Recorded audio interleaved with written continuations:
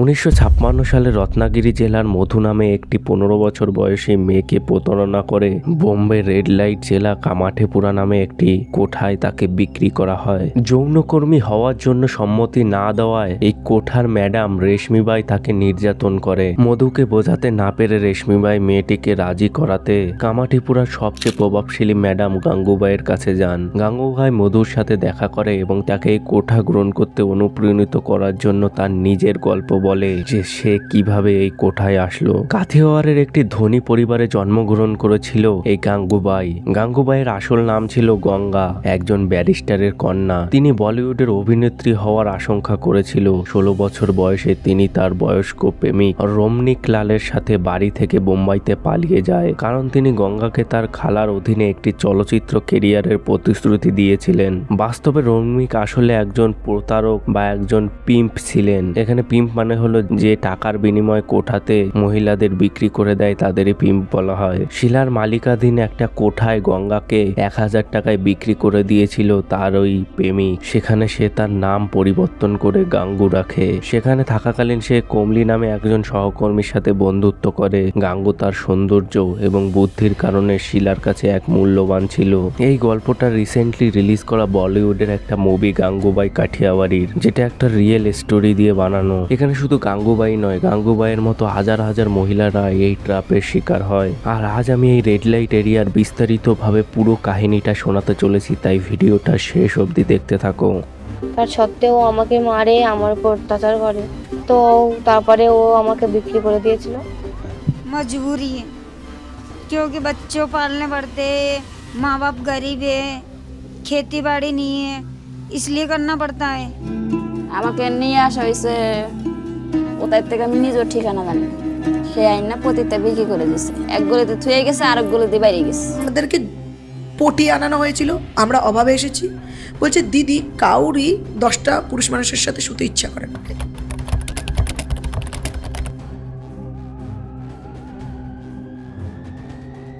কলকাতা, সোনাগাছি, দিল্লির GB road এইসব popular কোঠাতে মহিলাগুলো কিভাবে আসে? এদেরকে এখানে আনা হয় মানব পাচার বা হিউম্যান ট্রাফিকিং এর মাধ্যমে। ভারতে মানব পাচার বা হিউম্যান ট্রাফিকিং বেআইনি। বাণিজ্যিক যৌন শোষণ, জোরপূর্বক বন্ধন শ্রমের উদ্দেশ্যে ভারতে প্রায় অবৈধ অনেক আইন রয়েছে। যদিও বাধ্যতামূলক ও বন্ডেড শ্রমের কোনো নির্ভরযোগ্য গবেষণা হয়নি, এজেন্সি অনুমান এই সমস্যাটি প্রভাব করে 20 থেকে 65 মিলিয়ন ভারতীয়দের। ভারতে বিভিন্ন কারণে পুরুষ, নারী, শিশু পাচার হয়। বেশিরভাগই হয় যৌন শোষণ বা জোরপূর্বক বিবাহের উদ্দেশ্যে। পুরুষ ও ছেলেদের শ্রমের উদ্দেশ্যে পাচার করা হয় এবং গিগলো, মাসাজ বিশেষজ্ঞ, এসকর্ট ইত্যাদি হিসাবে কাজ করার জন্য পাচারকারীদের দ্বারা যৌনভাবে শোষণ করা হতে পারে। নেপাল ও বাংলাদেশ থেকে বাণিজ্যিক যৌন শোষণের উদ্দেশ্যে পাচার করা নারী ও মেয়েদের জন্য ভারতে একটি গন্তব্যস্থল। সার্কাস শোতে জোরপূর্বক শ্রমের জন্য নেপালি শিশুদের ভারতে পাচার করা হয়। বাণিজ্যিক যৌন শোষণের জন্য ভারতীয় নারীদের মধ্যপ্রাচ্যে পাচার করা হয়। ভারতীয় অভিবাসীরা যারা প্রতি বছর স্বেচ্ছায় মধ্যপ্রাচ্য এবং ইউরোপের গৃহকর্মী এবং স্বল্পদক্ষ শ্রমিক হিসাবে কাজ করার জন্য চলে যায়, তারাও মানব পাচার শিল্পের অংশ হতে পারে। এই ধরনের ক্ষেত্রে শ্রমিকদের প্রতারণামূলক নিয়োগ পদ্ধতির মাধ্যমে নিয়োগ করা হতে পারে, যা তাদের সরাসরি বাধ্যতামূলক শ্রমের পরিস্থিতিতে নিয়ে যায়। ভারত সরকার অনৈতিক পাচার প্রতিরোধ আইন ITP এর মাধ্যমে বাণিজ্যিক যৌন শোষণের জন্য পাচারকে শাস্তি দেয়, যার শাস্তি 7 বছর থেকে যাবজ্জীবন কারাদণ্ড হতে পারে। Bharat bonded labour abolition act, child labour act এবং জুভেনাইল জাস্টিস অ্যাক্টের মাধ্যমে বন্ধন ও জোরপূর্বক শ্রম নিষিদ্ধ করে। ভারতীয় কর্তৃপক্ষ ভারতীয় দণ্ডবিধির 366 A এবং 372 নম্বর ধারাগুলি ব্যবহার করে, যা যথাক্রমে অপহরণ এবং প্রস্টিটিউশন, নাবালকদের বিক্রি নিষিদ্ধ করে, পাচারকারীদের গ্রেপ্তার করে এবং বিধানের আইন অনুযায়ী সর্বোচ্চ 10 বছরের কারাদণ্ড এবং জরিমানা নেয়। ভারতে প্রস্টিটিউশন বৈধ, তবে অনুগত করা ওই প্রস্টিটিউশনের মালিক হওয়া বা পরিচালনা করা, হোটেলের যৌন কাজ, শিশু যৌন কাজ, পাম্পিং বা পান্ডারিং সহ বেশ কিছু সম্পর্কিত কার্যকলাপ অবৈধ। অবশ্য ভারতে মুম্বাই, দিল্লি, কলকাতা, পুনে এবং নাগপুর সহ অন্যান্য শহরেও অনেক এই কোঠা অবৈধভাবেই চলে। UNAIDS এর অনুমানে 2016 সালের হিসাবে দেশে প্রায় 6,57,829টা যৌনকর্মী রয়েছে। ভারতকে বিশ্বের বৃহত্তম বাণিজ্যিক শিল্পের একটি হিসাবে গণনা করা হয়। এটি যৌন পর্যটনের একটি বৈশ্বিক কেন্দ্র হিসাবে আবির্ভূত হয়েছে, যা ধনী দেশগুলো যৌন পর্যটকদের আকর্ষণ করে। ভারতের যৌন শিল্প বহু বিলিয়ন ডলার এবং দ্রুত বর্ধনশীল। এটা শুধু এখনই না, 16তম থেকে 1700 শতকের শেষের দিকেও জাপানি কৃতদাসদের জাপান থেকে এখানে বন্দি করে গোয়াতে নিয়ে আসা হতো। এরা সাধারণত অল্প বয়সী জাপানি মহিলা এবং মেয়েদের জাপান থেকে যৌন দাস হিসাবে এখানে বন্দি করে আনা হতো এবং তাদেরকে দিয়ে যৌন কাজ করাতো। অনুমান করা যায় 1997 সালে 2 মিলিয়নেরও বেশি এই মহিলা সেক্স ওয়ার্কার ছিল ইন্ডিয়ায়। তারপরে 2007 সালে ministry of women and child ডেভেলপমেন্টের একটা রিপোর্টে জানা গেছে এখন সেটা বেড়ে 3 মিলিয়ন ওয়ার্কার হয়ে গেছে। আর তার থেকেও ভয়ানক একটা রিপোর্ট হলো 35.47% হলো 18 বছর নিচের মেয়েরা, আর যেটা এখন 50% হয়ে দাঁড়িয়েছে 1997 থেকে 2004 সালের মধ্যে। এবং রিসেন্টলি একটা সার্ভেতে জানা গেছে এস্টিমেটলি 1.2 মিলিয়ন চিলড্রেন জড়িত রয়েছে এই প্রস্টিটিউশনের সঙ্গে। আর ইন্ডিয়ায় সব থেকে বেশি প্রস্টিটিউশন হয় কলকাতা সোনাগাছিতে, যেখানে প্রতিনিয়ত 11,000 সেক্স ওয়ার্কার কাজ করে। তারপরে আছে মুম্বাইয়ের কামাঠিপুরা, যেখানে প্রায় 5,000-এরও বেশি সেক্স ওয়ার্কার কাজ করে। এবং আরো অনেক জায়গা রয়েছে যেমন পুনে, মুজফ্ফরপুর, উত্তরপ্রদেশ, নিউ দিল্লির জিবি রোড, নাগপুরের গঙ্গা যমুনা, গোয়ালিয়র, মিরাট, প্রয়াগরাজ এবং আরো অনেক জায়গায়। 1988 সালে অল বেঙ্গল ওম্যান ইউনিয়নের একটা সার্ভে হয়েছিল এই কলকাতায়, যেখানে 160 জন র্যান্ডম সেক্স ওয়ার্কারকে ইন্টারভিউ করেছিল যে তারা কেন এই প্রফেশনে এসেছে। তাদের মধ্যে 23 জন ক্লেম করেছে যে তারা স্বইচ্ছায় এখানে এসেছে এবং 173 জন বলেছে যে তাদেরকে ট্রেড করা হয়েছে, মানে তাদেরকে বিক্রি করা হয়েছে কোনো এজেন্টের মাধ্যমে। দেখো কি কি কারণে তারা এখানে আসে তার একটা লিস্টও রয়েছে, যেখানে রয়েছে neighbour in convince with parent, যেখানে 7 জন এসেছিল, মানে তার ফ্যামিলির লোকেরাই তাকে এখানে বেচে দিয়েছিল। তারপরে আছে neighbour as pimp guardian not knowing, মানে পাড়া প্রতিবেশীদের থ্রু এখানে এসেছিল 19 জন। As sex worker from same village or locality 31 জন। Unknown person accidentally meeting with pimp, মানে কোনো অজানা ব্যক্তি বা অ্যাক্সিডেন্টাল কোনো ব্যক্তির সাথে পরিচয় হয় এবং তাদের দ্বারা এখানে বিক্রি হয়েছিল 32 জনের। Mother sister near relative with profession, মানে এই প্রফেশনে কাজ করে তাদের মাদার সিস্টার রিলেটিভ, তাদের মধ্যে ছিল 18 জন। Lover giving false hope and marriage or job and selling to brothel, মানে তাদের ভালোবাসার লোক তাদের ফলস আশা দেয়, তাদের বিবাহ করা বা জবের কারণে তাদের নিয়ে আসে এবং সেখানে সেল করে দিয়েছিল এই 14 জনকে। Close acquaintance giving false hope and marriage or job 11 জন। হাজবেন্ড মানে নট লিগালি ম্যারিড, মানে তারা পালিয়ে হয়তো বিয়ে করেছিল তারপর তাকে পাচার করে দিয়েছিল, এর মধ্যে ছিল 3 জন। হাজবেন্ড মানে লিগালি ম্যারিড, তাকে এই সেক্স ওয়ার্কারের কাজে বিক্রি করে দেওয়া হয়েছিল, তার মধ্যে ছিল 1 জন। Young college student selling to brothel and visiting free of cost, মানে এই 160 জনের মধ্যে কি কি কারণে তারা এখানে এসেছিল তার লিস্টটা পুরো দেখানো হলো। তার মধ্যে বেশিরভাগই এসেছিল বিক্রির কারণে, মানে কোনো এক লোক তাদেরকে কোনো চাকরি বা কিছুর আশা দিয়ে এখানে বিক্রি করে দেয়। 1996 সালে মুম্বাইতে একটা রেইডে 484 জন মেয়েকে রেস্কিউ করা হয়েছিল এবং একটা সার্ভেতে জানা গেছে ইন্ডিয়ায় প্রায় 2 লাখ নেপালিস গার্ল, মানে তা যারা 14 বছরের নিচে, তাদেরকে এই সেক্সুয়াল কাজের জন্য বিক্রি করে দেওয়া হয়েছে 1990 দশকে। এবং এই প্রস্টিটিউশন নিয়ে অনেক মুভিও বেরিয়েছে। রিসেন্টলি বেরিয়েছে 2022 সালে গঙ্গুবাই কাঠিয়াওয়াড়ি, যেটা খুব পপুলারও ছিল মুভিটি। এবং 2004 সালে একটা আমেরিকান ডকুমেন্টারি ফিল্মও বেরিয়েছিল বর্ডার ইনটু ব্রথলেস, যেটি এই সোনাগাছি কলকাতারই একটি কাহিনীকে তুলে ধরেছিল, যেখানে শিশুদেরকে এই প্রস্টিটিউশনের কাজে নেওয়া হয়েছিল।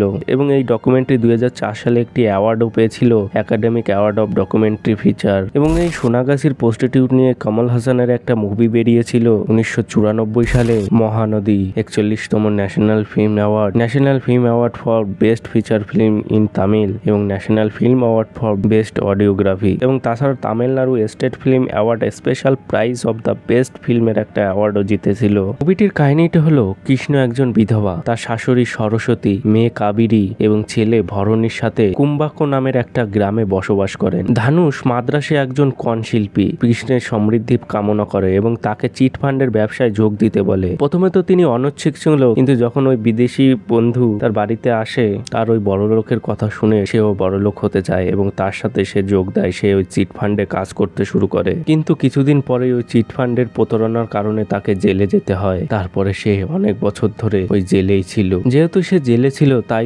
শাশুড়ি এবং ছেলেমেয়েরা একা হয়ে পড়ে এবং তাদের কোনো কাজ ছিল না। যখন কৃষ্ণ জেল থেকে ফিরে আসে তখন সে তার ছেলেকে রাস্তায় দেখতে পায় যে সে শিল্পী হয়ে ঘুরে বেড়াচ্ছে। পরে তিনি জানতে পারেন যে তার মেয়ে কলকাতায় রয়েছে এবং সোনাগাছি নামক একটা রেড লাইট এলাকায় সে সেক্স ওয়ার্কার হিসাবে কাজ করছে। কৃষ্ণ যখন গ্রেপ্তার হন এবং 3 মাস পরে সরস্বতী অসুস্থ হয়ে পড়েন, কামেরী এবং ভরণী ধানুষের কাছে আর্থিক সাহায্যের জন্য যান। ধানুষ তার বসের কাছে নিয়ে যায় ওই কাবেরীকে। তখনই ওই বস ওই কাবেরীকে সেক্স ওয়ার্কারের কাজের জন্য বিক্রি করে দেয় এবং অর্থের জন্য তাকে যৌন কাজে কাজ করায়। যদিও সরস্বতীর চিকিৎসার জন্য ধানুষকে টাকা দেয়, কিন্তু সে সরস্বতীকে চিকিৎসার জন্য ওই টাকা দেয় না, সে নিজের কাছে ওই টাকাটা রেখে দেয়। কাবেরী ওই বসের কাছে ধর্ষিত হয় এবং শিশু পাচার হয়। সে সোনাগাছিতেই শেষ হয়ে যায়। বাংলাদেশে প্রস্টিটিউশন লিগ্যাল কিন্তু রেগুলেটেড, মানে তুমি স্বইচ্ছায় চাইলে করতে পারবে, কিন্তু তোমাকে যদি জোর জবরদস্তি করা হয় সেটা একটা অপরাধ, তার জন্য তোমার শাস্তিও হতে পারে। বাংলাদেশেও এই প্রস্টিটিউশনের দুটো ধারা রয়েছে, 12 এবং 13 নম্বর ধারা। 12 নম্বর ধারায় বলা হয়েছে যদি কোনো ব্যক্তি একটি পতিতালয়ের রক্ষণাবেক্ষণ বা পরিচালনায় সক্রিয়ভাবে নেয় বা পরিচালনা করে বা সহায়তা করে বা সক্রিয়ভাবে অংশগ্রহণ করে তবে তাকে একটি অপরাধ বলে গ্রহণ করা হবে। এই অপরাধের জন্য তাকে 5 বছরের বেশিও নয় এবং কমও নয় এমন মেয়াদের সশ্রম কারাদণ্ডে দণ্ডিত করা হবে। 3 বছরের বেশি এবং 20,000 টাকার কম নয়। 13 নম্বর ধারায় বলা হয়েছে যদি কোনো ব্যক্তি কোনো রাস্তা, কোনো পাবলিক প্লেস বা কোনো বাড়ি বা কোনো ভবনের ভেতর থেকে কথায়, অঙ্গভঙ্গিতে বা অশ্লীল ব্যক্তিগত প্রকাশের মাধ্যমে পতিতাবৃত্তের উদ্দেশ্যে অন্য কোনো ব্যক্তির দৃষ্টি আকর্ষণ করে তাহলে সে অপরাধী এবং অপরাধ করেছে বলে গণ্য করা হবে। এই অপরাধের জন্য অনধিক 3 বছরের সশ্রম কারাদণ্ড এবং অনূর্ধ্ব 20,000 টাকা জরিমানা করা হবে। উভয় দণ্ডে দণ্ডিত হবেন। 14 বছর বয়সী একটি মেয়ে সমীরার গল্প শোনো, যাকে বিক্রি করে দেওয়া হয়েছিল মুম্বাইয়ের এক কোঠায়। সমীরা স্কুলে যেতে পছন্দ করত, কিন্তু 14 বছর বয়সে তার পরিবার এটি বহন করতে পারেনি, মানে তারা খুব গরিব ছিল। তারা সমীরাকে তার এক বোনের সাথে মুম্বাইতে থাকতে পাঠিয়েছিল যাতে সে সেখানে চাকরি পেতে পারে। যদিও সমীরা তার পড়াশোনা চালিয়ে যেতে চেয়েছিল, তার পরিবারে অতিরিক্ত আয়ের প্রয়োজন ছিল। ভারাক্রান্ত হৃদয়ে তিনি পশ্চিমবঙ্গের গ্রামীণ থেকে মুম্বাইতে কাজ করা শুরু করে। মুম্বাইতে থাকাকালীন সমীরা তার বোনের স্বামীকে তার জন্য কিছু কাজ খুঁজে দিতে বলে। একদিন একটি ভালো সুযোগও পেয়েছে এবং তার জামাইবাবু তাকে একটা কাজ দেওয়ার প্রতিশ্রুতি দেয়, কিন্তু কে জানতো সে তাকে বিক্রি করে দেবে এবং সে তাকে মুম্বাইয়ের এক কোঠায় বিক্রিও করে দিয়েছিল। তাকে যৌন শোষণের দিকে ঠেলে দেওয়া হয়েছিল। তিনি 3 মাস বন্দি দশায় ছিল। তিনি যদি কাজ করতো তাহলেই তাকে খাবার দিত, আর যদি তিনি কাজ না করতো তাহলে খাবার দিত না। সে কাজ করতে অস্বীকার করলে তাকে বেল্ট দিয়ে মারতো, কখনো সেক্স ওয়ার্কাররাই মারতো, আবার কখনো ওই কোঠার মালিকও মারতো। এর জন্য তিনি বিয়ার এবং অ্যালকোহল পান করতে বাধ্য হয়েছিল। সে সবসময় নেশায় থাকতো। তারা সিগারেটের জ্বলন্ত অংশ তার হাতে ছেঁকা দিয়ে তার হাতটা পুড়িয়ে দিত। আমি অনেক কান্নাকাটি করেছি, কিন্তু কোনো শোনার লোক ছিল না। আমি আমার মালিককে বলতে শুনেছি যে আমার জামাইবাবু আমাকে এখানে বিক্রি করে দিয়েছে। এর থেকে কষ্ট আর কি জিনিস আছে। আমি অনেক কষ্ট পেয়েছি। একটা দিন আমার কাছে খুব কঠিন ছিল, কারণ সকালে 12 থেকে 14 জন পুরুষ এবং রাতে 15 থেকে 16 জন পুরুষ আমাকে ভোগ করত।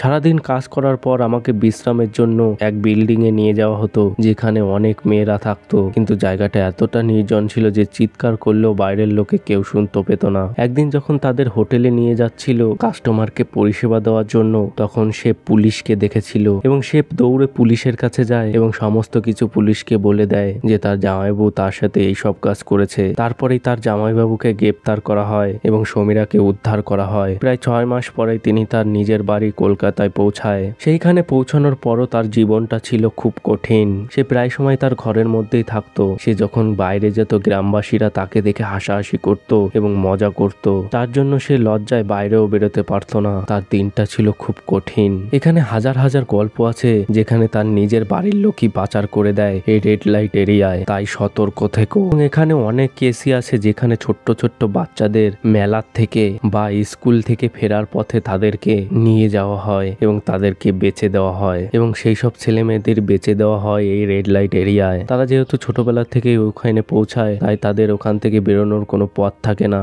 এখানে ছোট ছোট ছেলেদেরকে নিয়ে তাদের ভিক্ষা করায় বা কোনো কারখানায় তাদের কাজ করায় এবং অনেক সময় তো সোনার দোকানেও তাদেরকে পলিশ করার জন্য কাজ করায়, আর মেয়েদেরকেও তো বিক্রি করে দেওয়া হয় এই रेड लाइट एरिया है। अभी चेन्नई में मैंने देखा, चेन्नई में रेलवे स्टेशन में बच्चों को रेस्क्यू कराए 9 बच्चे हैं, किसी का नाखून नहीं है। हाथ डालते हैं एसिड में और चांदी के ज्वेलरी को सफाई करते हैं।